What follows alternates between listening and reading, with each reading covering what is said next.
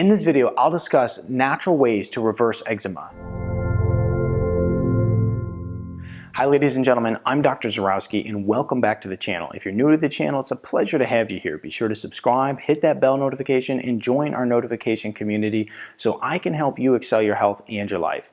In this video, we're talking about natural eczema remedies. Now, this is a problem that affects a lot of people. It impacted me at one point in my life as well. Now, when we look at the amount of people, it's estimated that 30 million Americans are actually suffering from this issue. And let me tell you, it's embarrassing, it's frustrating, and it's stressful to actually have to go in and have eczema and then try to actually go about daily life. I can tell you when I had eczema really bad many years ago, I didn't even want to go in public. I had it around my eyes. Many people thought that I was getting punched in the face or something like that. And so anyway, like I said, it's embarrassing. Now, when we look at eczema, like I said, a lot of people are suffering from it. But the thing is about eczema is it's kind of an umbrella term for a lot of different conditions like stasis dermatitis, atopic dermatitis, neurodermatitis, and many more. And so this umbrella term refers to all those different conditions and that essentially are going to show up on the skin. But let's go ahead and talk about why it happens and then also what you need to do in order to naturally reverse this problem. So first thing here is climate changes, okay? So a lot of people who live in cold climates basically find that during the colder time of year, the eczema flares up, okay? There's many reasons. First of all, it's drier. Second of all, like there's no vitamin D because you're not getting that sunlight. So climate changes definitely plays a factor in there.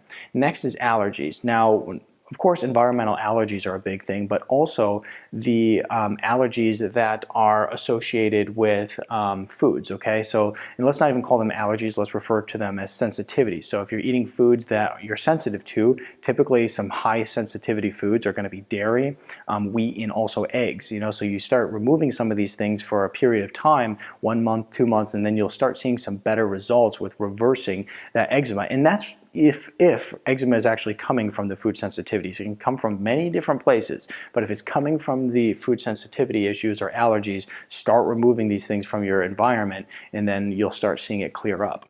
Now, next here is immune dysfunction. Now, immune dysfunction is an interesting one because typically a poor functioning immune system will manifest itself in the way of very unhealthy skin. And so if you're having immune dysfunction, it's certainly a way for eczema to show up. So definitely keep that in mind. We'll talk more about it in a minute.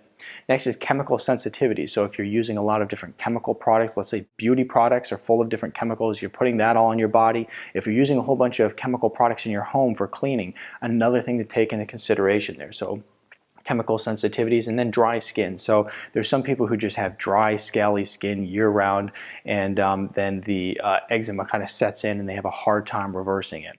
Like I said, I actually suffered from it myself, and it was during a time when I was still in school, and I was just on that brink where I was going into what we call outpatients, where we actually start seeing people from the public and start taking care of them.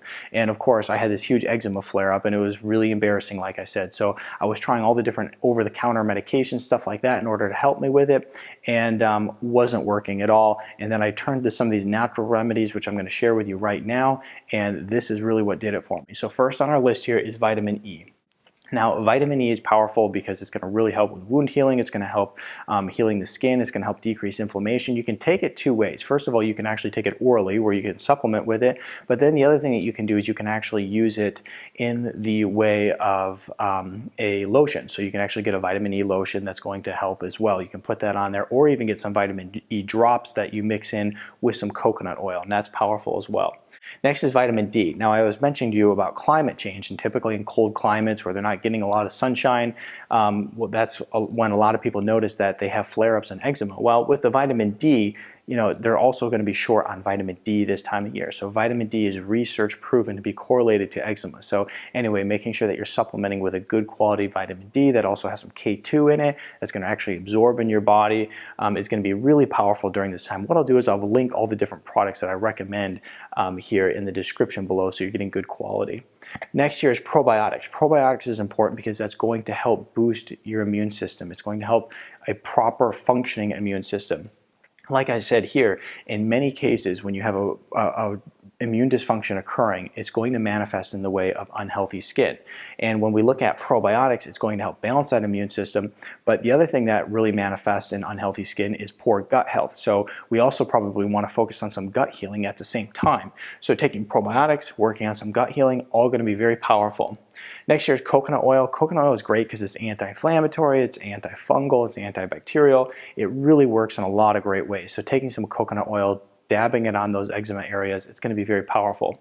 Dead sea salt baths. You know, research has actually proven that taking a dead sea salt bath, not just one, but taking several of them, it's really going to help with that wound healing. It's going to help with the itchiness. It's going to help with the redness and help with the inflammation. So anyway, dead sea salt baths, you know, get some dead sea salt, pour it in a bath, soak in it. It's going to be powerful for you. And then last year on the list is fasting. And this one's important. You know, this is the one I think that really did it for me. Because when we look at all these different natural remedies, essentially, you know, a lot of people want to handpick one or two of them, but the truth is when it comes to natural healing, in many cases, you have to stack the odds in your favor. I always tell people this, you know, we're so used to a prescription actually just, you know, taking something like that, altering our physiology and then making a change right then and there. Whereas like when you're looking at natural healing and truly fixing the root cause, well, and sometimes not only is it going to take time, but sometimes it takes more than one way of doing it. And so fasting was one of the ways that really helped me. And when I talk about fasting, you could do something like a 3-day water fast. I specifically did a 4-day bone broth fast where you're just drinking bone broth during those 4 days along with water.